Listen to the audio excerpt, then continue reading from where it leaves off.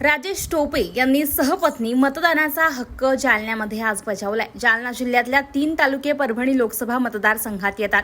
त्यात टोपे यांचं गाव पाथरवाला बुद्रुक हेही गाव परभणी लोकसभा मतदारसंघात येतंय। त्यामुळे टोपे यांनी आज त्यांची पत्नी मनीषा टोपे यांच्यासह मतदार बूथवर येत मतदानाचा हक्क बजावलाय। यावेळी महागाई आणि फोडाफोडीच्या राजकारणामुळे लोकांमध्ये चीड असल्याचं टोपे यांनी म्हटलंय।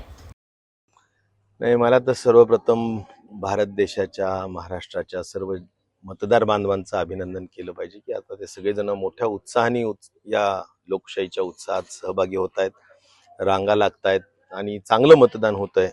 याबद्दल नक्कीच लोकांचं अभिनंदन केलं पाहिजे।